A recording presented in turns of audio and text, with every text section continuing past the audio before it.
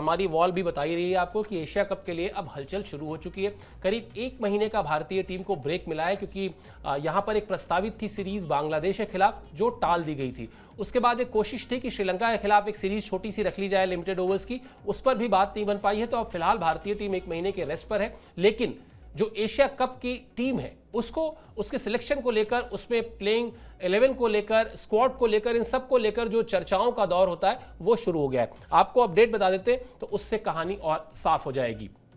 Asia cup 2025 की team को लेकर बातचीत शुरू हो गई है। अगस्त के तीसरे हफ्ते में हो सकता है टीम का ऐलान। टीम इंडिया के कॉम्बिनेशन में बदलाव के आसार हैं। ओपनर की रेस में गिल है, जिसकी भी हम चर्चा कर रहे थे, जायसवाल है और अभिषेक शर्मा का नाम है। बिजी शेड्यूल के चलते बुमराह और सिराज को मिल सकता है आराम। मेरे ख्याल से किसी को इस पर आपत्ति नहीं होगी, क्योंकि बुमराह जो है वो जिस तरह से हमने देखा टेस्ट मैचेस में, उन्होंने 3 टेस्ट मैचेस खेले थे और सिराज ने तो खैर 5 के 5 टेस्ट मैच खेले, सबसे ज्यादा गेंदबाजी की। तो आप चाहें तो आप बिल्कुल आराम से इन दोनों ही खिलाड़ियों को रेस्ट दे सकते हैं। और T20 फॉर्मेट में भारत के पास वैसे भी गेंदबाजों की अच्छी खासी फौज है जिनको आजमाया जा सकता है। लेकिन यह बड़ा दिलचस्प होगा, क्योंकि 2 खिलाड़ियों का मतलब शुभमन गिल और यशस्वी जायसवाल करीब करीब 1 साल से T20 फॉर्मेट से दूर हैं। जुलाई में खेला था पिछले साल, लेकिन अगर वापसी करते हैं तो फिर वो जो एक खिलाड़ी की चाहत होती है ना कि वो तीनों फॉर्मेट में अपनी कंट्री को रिप्रेजेंट करे। आप विराट कोहली को देखिए, आप रोहित शर्मा को देखिए, जब वो अपनी पीक पर जा रहे थे और जब तक वो अपनी पीक पर रहे, उन्होंने तीनों फॉर्मेट में अपने देश को रिप्रेजेंट किया, तीनों फॉर्मेट में डोमिनेट किया पूरे वर्ल्ड क्रिकेट पर। यही चाहत होगी इन खिलाड़ियों की भी। तो पहला जो लक्ष्य होगा वो तो ये होगा कि टीम में जगह मिल जाए, और फिर अगर प्लेइंग 11 में आपको टीम में जगह मिलेगी तो आपको प्लेइंग 11 में जगह मिलना तय है, क्योंकि आप टेस्ट टीम के कप्तान भी हैं। अगर आपको प्लेइंग 11 में जगह नहीं मिल रही होती तो फिर शायद आपको टीम में भी नहीं रखा जाएगा। ये स्ट्रैटेजी है। लेकिन इंटरेस्टिंग हो जाएगी ये डिबेट, इंटरेस्टिंग हो जाएगा ये देखना कि किस तरह की शुरुआत करते हैं ये दोनों ही खिलाड़ी T20 में। बिल्कुल, क्योंकि देखिए T20 अगर हम फॉर्मेट की बात करें तो आईपीएल में दोनों ही खिलाड़ियों का अच्छा प्रदर्शन था। जिस तरीके से जायसवाल ने बल्लेबाजी की, जिस तरीके से गिल ने बल्लेबाजी की, और हालांकि प्लेऑफ के लिए वो क्वालिफाई नहीं कर पाए थे, लेकिन फिर भी टीम ने काफ़ी बढ़िया प्रदर्शन किया था। वहाँ पर बल्लेबाजी अच्छी थी। लेकिन जब बात आती है इंटरनेशनल मैचेस की तो बहुत दूर थे गिल, और जब कप्तानी मिली है तो कहीं ना कहीं अगर आपको मौका मिलेगा तो आप जो प्लेइंग 11 है वहाँ पर आपको डेफिनेटली जगह मिलेगी। और तीनों फॉर्मेट के लिए ये दोनों खिलाड़ी जो है वो बहुत ही फिट नजर आए। ओडीआई फॉर्मेट में भी हमने देखा, टेस्ट मैच में जिस तरीके से प्रदर्शन दोनों खिलाड़ियों का था वो कमाल का था।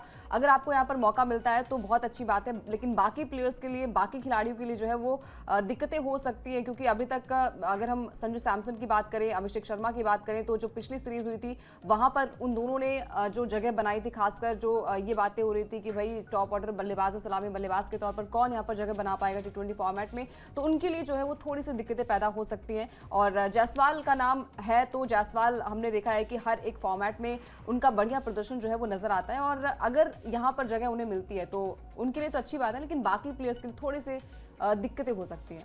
बिल्कुल, और वो दिक्कतें जो है तब होती हैं जब आप किसी एक ऐसे खिलाड़ी को न्याय ना कर पाएं उसके साथ जिसको आप मौके लगातार दे रहे थे, लेकिन वो आप बीच सीरीज में उसको हटा दें या बिना किसी रीज़न के उसको आप बाहर कर दें, तो ऐसा नहीं होगा आई एम श्योर, क्योंकि बहुत बैलेंस किस्म से टीम जो है इस वक्त चल रही है। और जिस तरह की अप्रोच है पूरे के पूरे मैनेजमेंट की, उसमें आप पाएंगे कि जो तार्किक होगा, लॉजिकल होगा, वही होगा। एक राहत की बात है जो कुछ दिन पहले खबर आई थी, हमने आपको बताई भी थी कि सूर्या ने अपनी प्रैक्टिस शुरू कर दी है। ये खबर असल में जुड़ी हुई है आईपीएल में जो उनको इंजरी हुई थी उसके बाद उनकी सर्जरी भी हुई थी। खबर बताते हैं आपको, क्योंकि एक चीज कंफर्म है कि सूर्य कुमार यादव की फिटनेस की खबर से जो है अब कप्तानी की समस्या दूर हो गई है। यानी आप ये जानते हैं कि हाँ, चूंकि T20 फॉर्मेट में खेला जाना है तो आपको कम से कम कप्तान को लेकर कोई संशय की स्थिति, सस्पेंस की स्थिति नहीं रहेगी। हाँ, ऋषभ पंत की उपलब्धता पर जरूर सवाल है, क्योंकि जैसा हम अभी चर्चा कर रहे थे पैर में उनके फ्रैक्चर था। हालांकि बीसीसीआई की मेडिकल टीम की तरफ से ये कंफर्मेशन आ चुकी है कि उनकी सर्जरी की जरूरत नहीं है। मतलब वो जो पैर में चोट लगी थी वो कोई इतनी गंभीर चोट नहीं थी जिसके लिए सर्जरी करनी पड़े। तो समय लग सकता है, अगर अभी 1 महीने का समय है भी, अगर नॉर्मल फ्रैक्चर आराम से जुड़ जाता है, इतना कोई समय लगता नहीं है, यंग भी है। और अब तो खैर वो जिस तरह की चोट से वो निकल कर आए हैं उनके लिए ये सब चीजें बड़ी मामूली लगती होंगी, मतलब अपने आत्मविश्वास के लिहाज से, अपने मनोबल के लिहाज से। इसके अलावा अब जो श्रेयस अय्यर और अक्षर पटेल की वापसी की बात है वो लगभग तय है। केएल राहुल, संजू सैमसन और तिलक वर्मा, ये 3 नाम हैं जिनके लिए अभी अंकिता भी कह रही थी कि ये लग रहा है कि मुश्किल है इनके लिए कि ये जगह बना पाएंगे।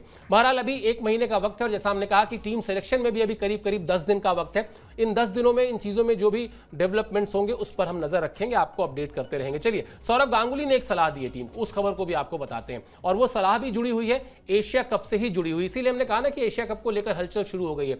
सौरव की सलाह आपको दिखाते हैं, फिर आपको उनका बयान भी दिखाएंगे।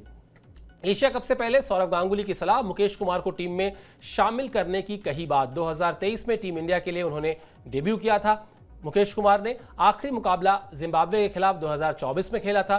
17 T20 इंटरनेशनल मैच में मुकेश ने 20 विकेट लिए हैं।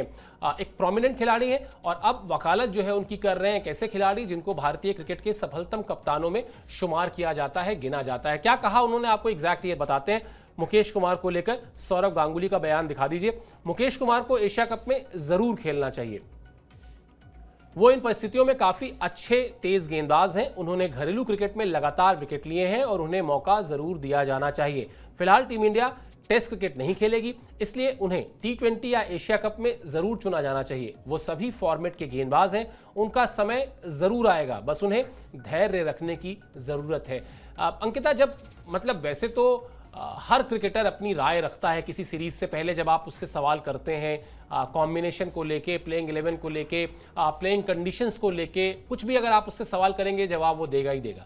लेकिन जब वो जवाब कोई सौरव गांगुली जैसा प्लेयर दे रहा हो, उस स्टेचर का प्लेयर दे रहा हो, तो फिर आपको उसकी सलाह पर कम से कम सोचना भी जरूर चाहिए। और मुझे लगता है कि ये जो स्टेटमेंट है सौरव गांगुली की, इसके बाद सेलेक्टर्स अगर बाई चांस मान लेते हैं नहीं सोच रहे होंगे मुकेश कुमार के बारे में, अब टेबल पे कम से कम मुकेश कुमार के नाम पर चर्चा जरूर होगी। बिल्कुल, और होनी भी चाहिए क्योंकि देखिए काफ़ी अच्छा बढ़िया प्रदर्शन मुकेश कुमार और डोमेस्टिक मैचेस में काफ़ी बढ़िया प्रदर्शन किया था। आईपीएल में भी उनका प्रदर्शन काफ़ी अच्छा था और वो इंटरनेशनल मैचेस में भी उन्होंने अच्छा प्रदर्शन किया। हालांकि एक लंबा अरसा हो गया, लगभग 1 साल पहले उन्होंने जिम्बाब्वे के खिलाफ जो है वो गेंदबाजी की थी और अगर मौका मिलता है तो डेफिनेटली वो मौके को जो है उन्हें पकड़ना पड़ेगा। मौके अगर आपको मिलते हैं तो आपको भुनाना भी पड़ेगा। और देखिए बहुत सारे प्लेयर्स हैं यहाँ पर, अगर हम T20 फॉर्मेट की बात करें तो फिर एक से बढ़कर एक प्लेयर वहाँ पर नजर आ रहे हैं। लेकिन अगर जैसे अभी सर भी कह रहे थे कि भाई अगर सौरव गांगुली जैसा खिलाड़ी जो कि कितने सारे मैचेस वो जिता चुके हैं भारतीय टीम के लिए, एक बढ़िया कप्तानी भी वो कर चुके हैं, तो अगर वो खिलाड़ी ऐसा कहता है तो कहीं ना कहीं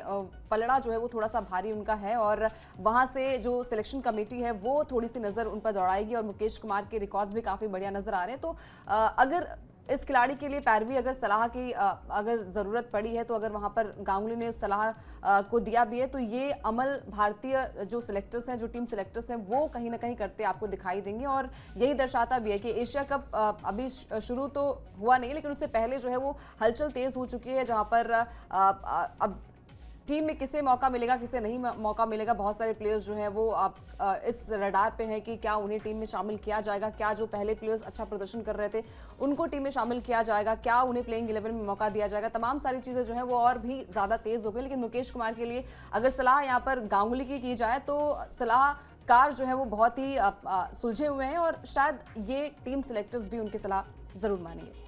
बिल्कुल मानेंगे, अगर कर तो उनके साथ क्रिकेट भी खेली है तो अगर को मानना भी पड़ेगा। और सौरभ कम से कम ऐसे खिलाड़ी ज़रूर हैं जिनको क्रिकेट की बड़ी अच्छी समझ है। मुझे याद है 2007-8 में वहाँ ऑस्ट्रेलिया में पर्थ में एक टेस्ट मैच था, जिस सीरीज़ में सिडनी में वो मंकी गेट एपिसोड हुआ, तो पर्थ के विकेट को लेके बड़ी चर्चा हो रही थी कि पर्थ का विकेट तो बहुत तेज़ होता भी है, परंपरागत तरीके से बहुत तेज़ विकेट होता है।